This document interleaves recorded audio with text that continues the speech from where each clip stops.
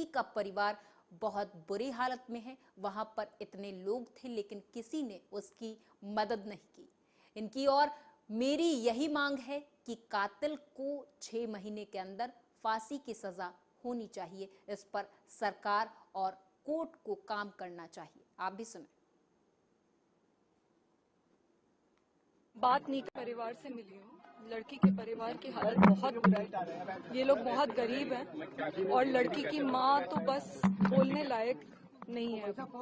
बात नहीं कर पा रही है। उन्हें सुबह से चक्कर आ रहे हैं और वो बहुत ही ज्यादा बुरे हाल में है और शायद हम लोग समझ भी नहीं सकते कि वो इस वक्त क्या महसूस कर रहे हो।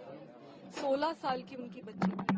सड़क पे सरेआम उसको चाकू गोद गोद के मार डाला, ईंटों से पत्थरों से मारा और वहां पे इतने सारे लोग थे, पुरुष थे, महिलाएं थी और किसी ने लड़की की मदद नहीं करी। वो लोग भी यही कह रहे हैं कि शायद अगर वो चिल्ला भी देते तो हो सकता है बच्ची बच जाती। इनका दर्द बिल्कुल देखा नहीं जा रहा। इनकी भी यही मांग है और मेरी भी यही मांग है। इस कातिल को हर हाल में अगले 6 महीने के अंदर अंदर फांसी की सजा होनी चाहिए। इसके ऊपर सरकार को काम करना चाहिए, कोर्ट्स को काम करना चाहिए, क्योंकि एक एग्जेम्पलरी पनिशमेंट देना बहुत जरूरी है। आज सच ये है कि दिल्ली में, देश की राजधानी में किसी को डर नहीं लगता। लोगों को लगता है कि वो किसी भी महिला या बच्चे।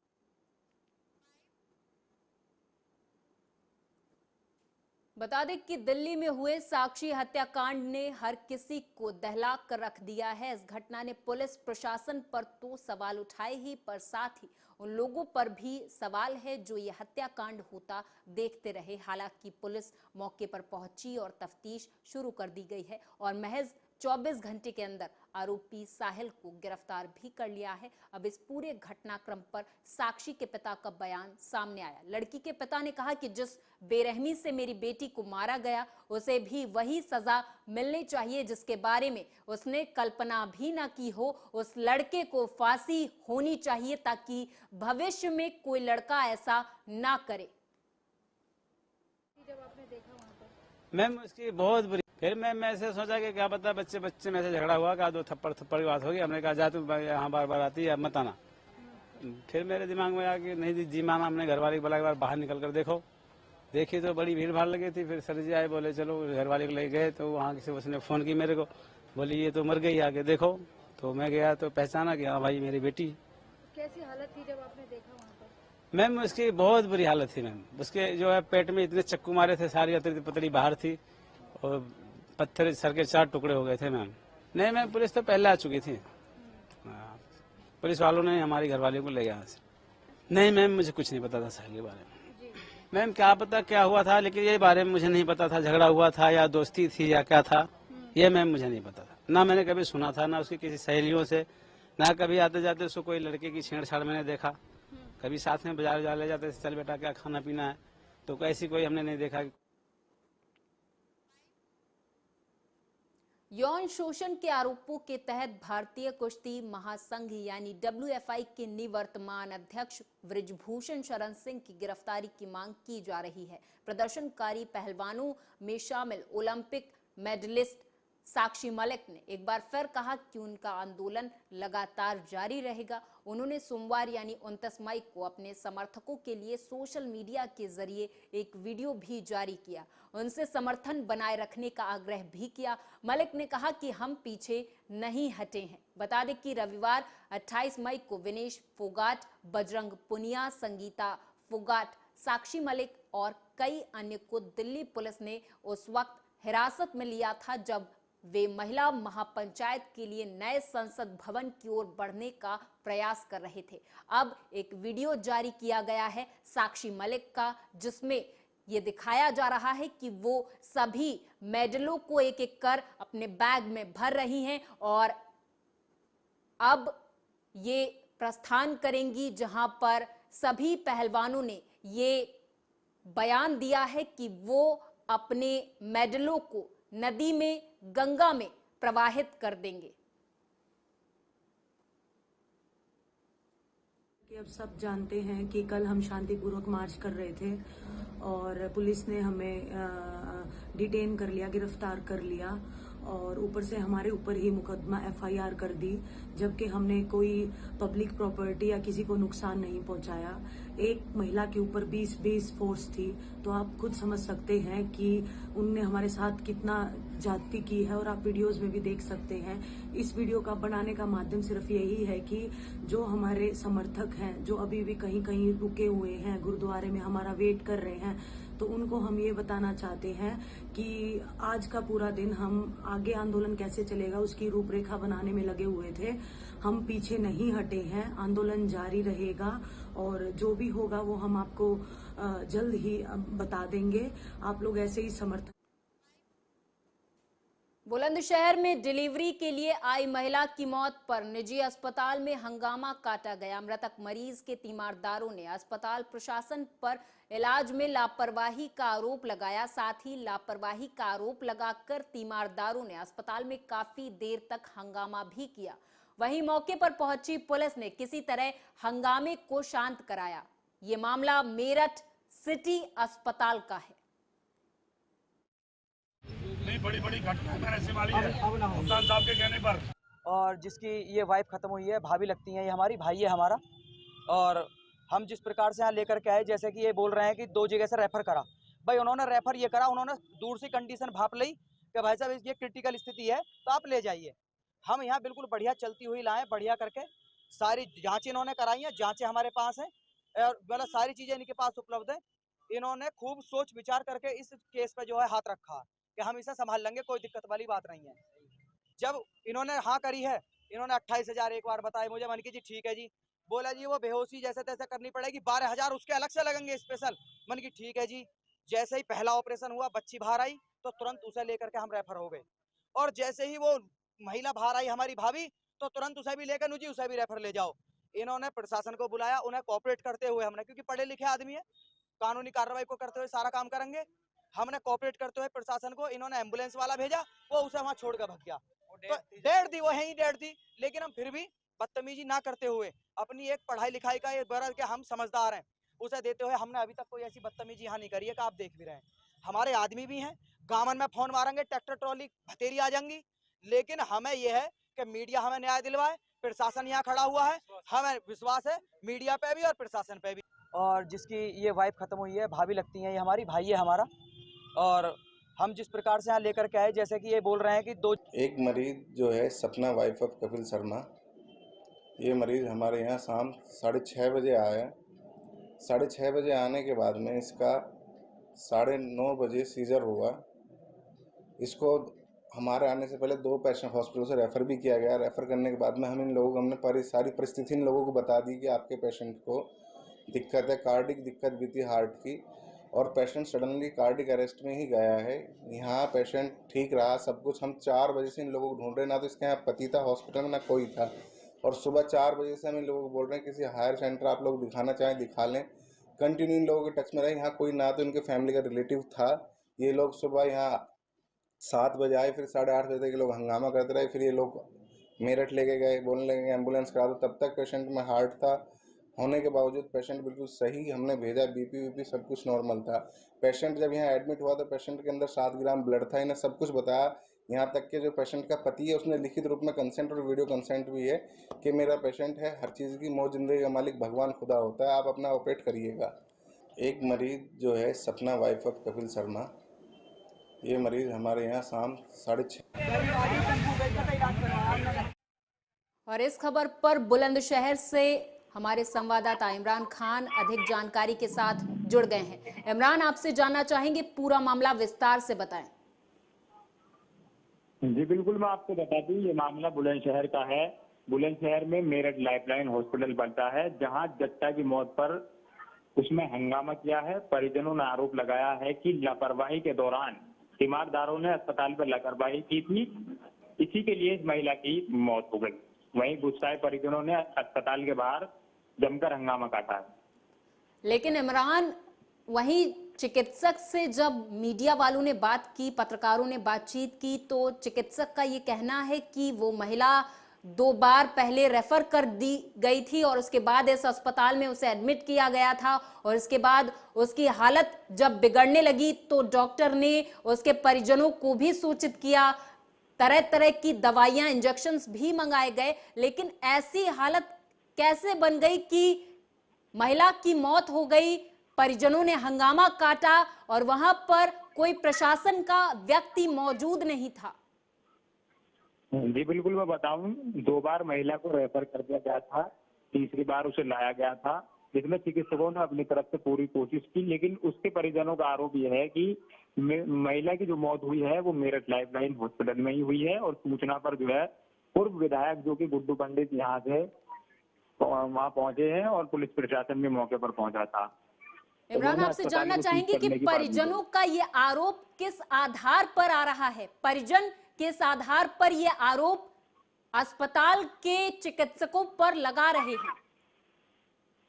परिजनों का आरोप है कि सही तरीके से इलाज नहीं किया, सही तरीके से ट्रीटमेंट नहीं दिया गया था, जिसकी वजह से महिला की जो है मौत हो गई है। धन्यवाद इमरान, इस तमाम जानकारी के लिए आप हमारे साथ जुड़े। तो बता दें कि बुलंदशहर में महिला की मौत पर परिजनों ने जमकर हंगामा काटा। हालांकि इस दौरान पुलिस प्रशासन मौके पर पहुंचा और मामले को शांत करवाया। हालांकि अब परिजन न्याय की मांग कर रहे हैं।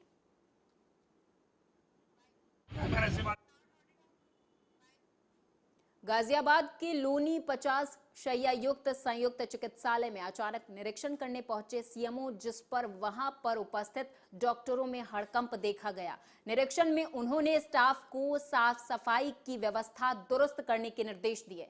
साथ ही मुख्य चिकित्सा अधिकारी ने यहां पर ऑक्सीजन युक्त बेड को देखा, वहीं सीसीटीवी के बारे में भी जानकारी ली। साथ ही वहां के स्टाफ से साफ सफाई का विशेष रूप से ध्यान रखने के लिए कहा। वहीं अस्पताल में पहुंचकर इमरजेंसी सुविधा भी शुरू करवाई गई है। सेवा गुप्ता निरीक्षण के लिए आया था कि अस्पताल में और क्या क्या कमियां हैं, कितने स्टाफ की जरूरत पड़ेगी, क्योंकि अब हॉस्पिटल शुरू हो गया है। हम क्या काम कर रहे हैं तो हमें और पैरामेडिकल स्टाफ की जरूरत है, सफाई कर्मचारियों की भी व्यवस्था है, और अस्पताल के अंदर सीसीटीवी के लिए भी देखना था कि कहाँ का सीसीटीवी की व्यवस्था कराई है, जिससे कि अस्पताल के लिए व्यवस्था की और व्यवस्था की। सर, बात की जाए क्या क्या खामियां और देखने को मिली हैं? खामियां नहीं, अभी जितना है इसमें सुधार की व्यवस्था बनी रहती है जी। अभी आप देख रहे हो ना, हमें इसके लिए 24 घंटे हमने इन्वर्टर्स लगाए हुए हैं, लाइट की भी व्यवस्था करानी है जी। और डॉक्टर्स जो हैं ओटी शुरू हो तो ओटी में भी उनके जो स्टाफ की कब तक पूर्ति हो जाएगी यहाँ पर? ये बहुत जल्दी उनको आज निर्देश दे दिए।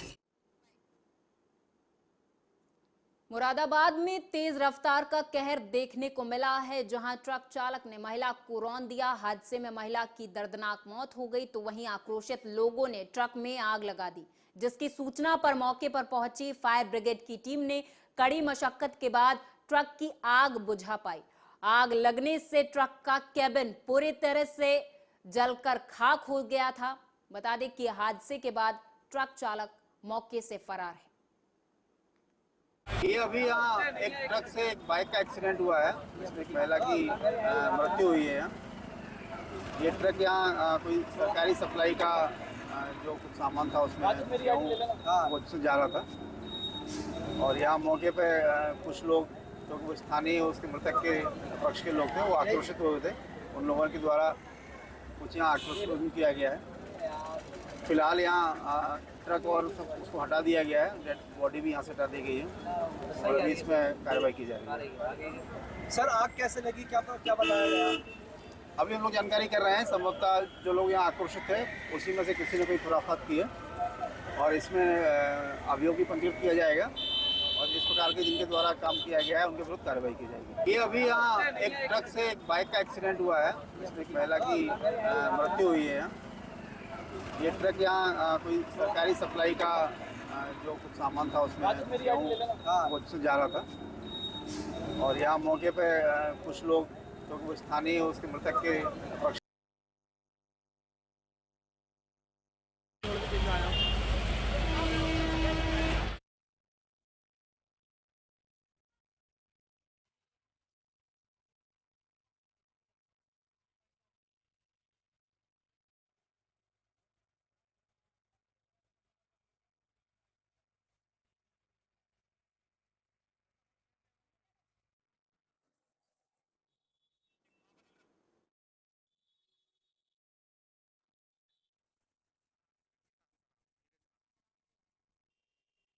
बुलंदशहर से खबर है, बताते चले कि बुलंदशहर के जिलाधिकारी के आदेश के चलते कुख्यात टॉप 10 अपराधी के खिलाफ कुर्की की कार्रवाई की गई। दरअसल पुलिस ने कुख्यात टॉप 10 अपराधी जय कुमार उर्फ जैका के द्वारा डकैती, हत्या, लूट जैसे अपराध करके अर्जित संपत्ति जिसकी कीमत लगभग 47,85,000 रुपए है, उस पर कुर्की की कार्रवाई करते हुए उसे जब्त कर लिया। तो वही प्रशासन ने डकैत जय करण उर्फ जैका के 2 मकानों को भी सीज किया है। ये देखिए, थाना शिकारपुर द्वारा एक सराहनीय कार्य किया गया है। थाना शिकारपुर के ग्राम जमालपुर का रहने वाला एक अभियुक्त जिसका नाम जय कुमार उर्फ जैका है, जिसके विरुद्ध दर्जनों से अधिक मुकदमे हत्या, लूट, डकैती आदि के दर्ज हैं, उसके द्वारा अपने आपराधिक गतिविधियों से अर्जित अवैध धन से ग्राम जमालपुर में 2 मकान का निर्माण किया गया था, जिसकी कुल कीमत लगभग 48 लाख रुपए है। आज जिलाधिकारी महोदय बुलंदशहर के आदेश के अनुपालन में उक्त दोनों ही मकानों को 14(1) गैंगस्टर एक्ट के तहत सरकार के। और इस खबर पर बुलंदशहर से इमरान खान हमारे संवाददाता अधिक जानकारी के साथ जुड़ गए हैं। इमरान, विस्तार से जानना चाहेंगे, पूरा मामला बताएं।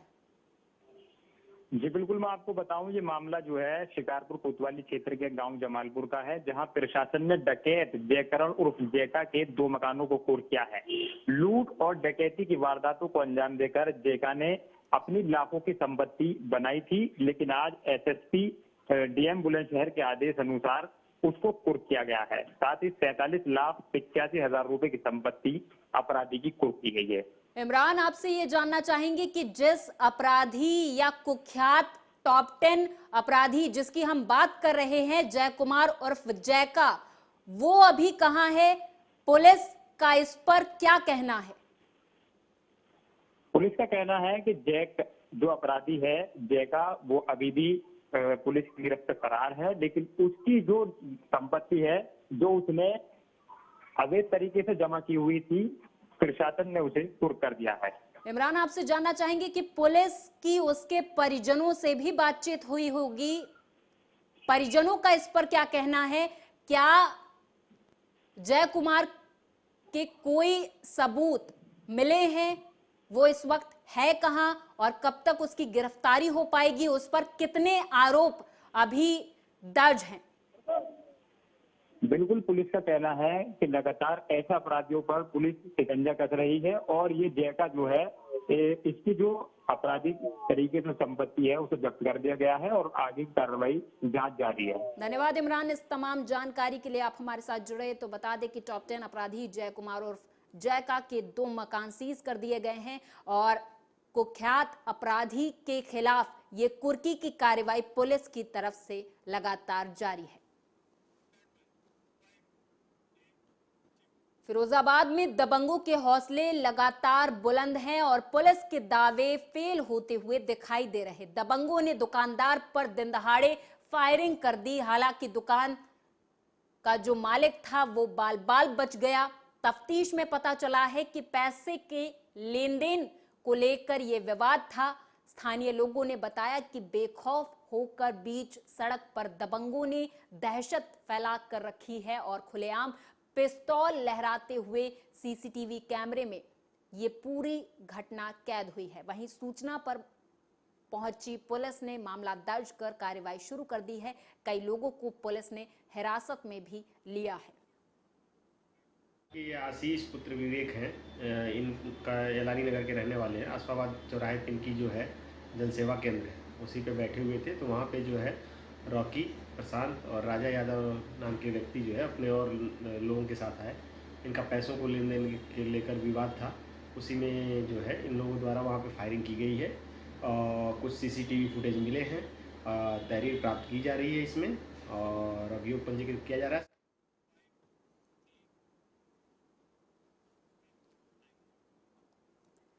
अलीगढ़ में खेल खेल में बात इतनी ज्यादा बढ़ गई कि दोनों पक्षों के लोग आमने सामने आ गए और ताबड़तोड़ फायरिंग शुरू हो गई। दरअसल ये घटना गोंडा थाना इलाके के कुंवरपुर गांव की है और बच्चों के क्रिकेट खेलने के दौरान एक विवाद हुआ। इस विवाद ने इतना तूल पकड़ लिया जिसके बाद एक पक्ष के द्वारा की गई मारपीट से उत्तेजित हुए दूसरे पक्ष के लोगों ने ताबड़तोड़ फायरिंग शुरू कर दी। इस दौरान कई लोगों के घायल होने की सूचना है।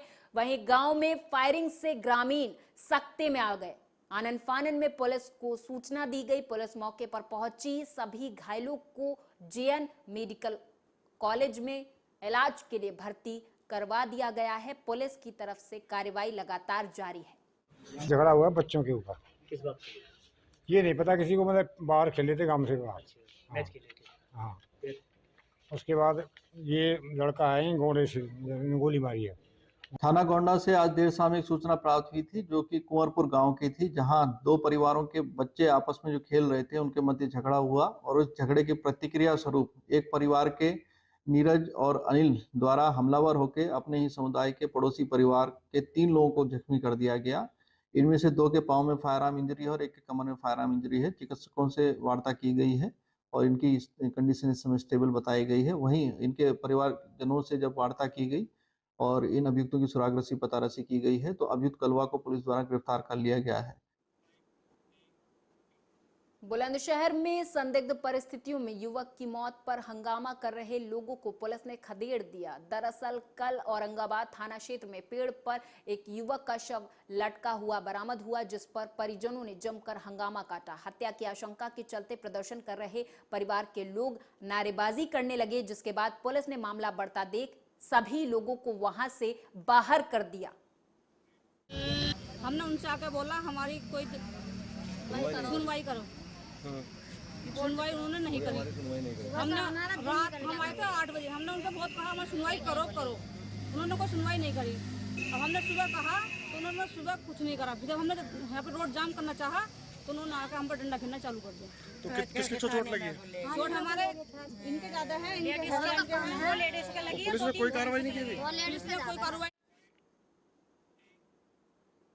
माछीवाड़ा के बेट क्षेत्र के 7 गांव के किसानों के हितों के लिए गठित सिकंदरपुर कृषि सहकारी समिति में नया सचिव रखने का मामला गरमा गया, जिसका समिति सदस्यों ने विरोध किया। दरअसल किसान सुखविंदर सिंह, जोगिंदर सिंह और समाज से जुड़े अन्य किसानों ने बताया कि सिकंदरपुर समाज में नया पंचायत सचिव नियुक्त किया गया है, लेकिन इसकी जानकारी हमें नहीं दी गई है। 3 सीटां ਸੀਗੀਆਂ, 3 ਖਾਲੀ ਪਈਆਂ ਸੀਗੀਆਂ। ਸੇਲਜ਼ਮੈਨ ਦੀ ਫੈਕਟਰੀ ਵਿੱਚ ਸੀਗਾ तो ਉੱਥੇ ਪ੍ਰੋਪਰ ਪ੍ਰੋਸੀਜਰ ਦੇ ਥਰੂ ਪ੍ਰਵਾਨਗੀ ਲੈ ਕੇ ਭਰਤੀ ਕੀਤੀ ਗਈ ਸੀਗੀ। ਆਫਟਰ ਦੈਟ ਸਬ ਕਮੇਟੀ ਬਣਾਈ ਗਈ ਸੀਗੀ ਤੇ ਜੋ ਐਕੂਰੇਟ ਨਿਊਜ਼ਪੇਪਰ ਵਿੱਚ ਨਿਊਜ਼ ਦਿੱਤੀ ਗਈ ਹੈ। ਜੋ ਮਹਿਕਮੇ ਦੀ ਪ੍ਰੋਸੀਡਿੰਗ ਆ ਵੀ ਮਹਿਕਮੇ ਦੀ ਕਿਸੇ ਵੀ ਮਹਿਕਮੇ ਦੇ ਵਿੱਚ ਜਿਵੇਂ ਪ੍ਰੋਸੀਡਿੰਗ ਹੁੰਦੀ ਹੈ ਭਰਤੀ ਦੇ ਲਈ ਆਪਾਂ ਨਿਊਜ਼ਪੇਪਰ ਦੇ ਵਿੱਚ ਐਡਵਰਟਾਈਜ਼ਮੈਂਟ ਦੇ ਕਰਕੇ ਲੋਕਾਂ ਨੂੰ ਸਿਕੰਦਰਪੁਰ ਦੀ ਸੋਸਾਇਟੀ ਦਾ ਜੋ ਮਾਮਲਾ ਹੈ ਇਹਨਾਂ ਨੇ ਸੈਕਟਰੀ ਬਿਲੀ ਭੁਗਤ ਨਾਲ ਰੱਖਿਆ। ਇਹ ਕਿੰਨੇ ਪਿੰਡਾਂ ਦੀ ਸੁਸਾਇਟੀ ਹੈ? ਇਹ 7 ਪਿੰਡਾਂ ਦੀ ਸੋਸਾਇਟੀ ਹੈ ਜੀ। ਅੱਛਾ ਜੀ। 7 ਪਿੰਡਾਂ ਦੀ ਸੋਸਾਇਟੀ ਹੈ। 7 ਪਿੰਡ ਪਾਰ ਤੋਂ ਨਵੇਂ ਸ਼ਹਿਰ ਤੋਂ ਟਾਈਮ ਨਵਾਂ ਸ਼ਹਿਰ ਸੀ। ਉਹ ਇਹ ਪਿੰਡ ਸਾਡੇ ਪਾਰ ਸੀ, ਪਾਰ ਤੋਂ ਸਾਡੇ ਪਿੰਡ ਇਹ ਸਾਡੇ ਸਿਕੰਦਰਪੁਰ ਸੁਸਾਇਟੀ ਹੈ ਜੀ। ਅਸੀਂ ਉਹਦੇ ਵਾਸਤੇ ਇਕੱਠੇ ਹੋਏ ਆ। ਕਿੰਨੇ ਪਿੰਡਾਂ ਦੀ ਸੁਸਾਇਟੀ ਹੈ? 7 ਪਿੰਡਾਂ ਦੇ। ਅੱਛਾ ਜੀ। ਤੇ ਸਾਡੇ ਉੱਥੇ ਸੈਕਟਰੀ ਰੱਖਿਆ ਗਿਆ ਜੀ। ਉਹ ਬਿਲਕੁਲ ਗਲਤ ਤਰੀਕੇ ਨਾਲ ਰੱਖੋ ਗਿਆ ਜੀ। ਕਿਸੇ ਵੀ ਇਹਨਾਂ ਨੇ ਮੈਂਬਰਾਂ ਤੋਂ ਐਦਾਂ ਹੀ ਜਾਲੀ ਕਰ ਜਾ ਕੇ ਸਾਈਨ ਕਰਵਾ ਕੇ ਰੱਖ ਲਿਆ ਤੇ ਕਿਤੇ ਵੀ ਕਿਸੇ ਨੂੰ ਪਤਾ ਨਹੀਂ। ਸਾਡੇ गाजियाबाद में थाना साहिबाबाद पुलिस ने एक ऐसे गिरोह का भंडाफोड़ किया है जो बाइकों पर घूमकर मोबाइल लूट की वारदातों को अंजाम देता था। पुलिस ने करहेड़ा कट थाना शाहबाद क्षेत्र में चेकिंग के दौरान मुखबिर की सूचना पर राह चलते लोगों से मोबाइल लूटने वाले 4 शातिर लुटेरों को गिरफ्तार किया है। आज दिन में करीब 12 बजे करहेड़ा कट के पास से पुलिस को सूचना मिली कि कुछ मोबाइल स्नैचर वहाँ मौजूद हैं। इस सूचना पर पुलिस द्वारा मौके पर पहुंचकर 4 लोगों को पकड़ा गया, जिनमें साहिल, अकलीम, साबेज और महबूब। साहिल कसौंडा का रहने वाला तथा अन्य 3 जो है शहीद नगर के रहने वाले हैं। ये चारों लोग यहाँ के विभिन्न क्षेत्रों में प्लस दिल्ली और NCR में भी इस तरह की घटनाएँ करते थे, जिसमें साहिल और अकलीम ये लोग मोबाइल को स्नैच करते थे और तथा उसके बाद साबेज और महबूब उसको कलेक्ट करके उसके रेट के हिसाब से जिस तरह का मोबाइल है उनको पैसा देते थे तथा। और इस बुलेटिन में मेरे साथ बस इतना ही। आप देखते रहें आर्या न्यूज़।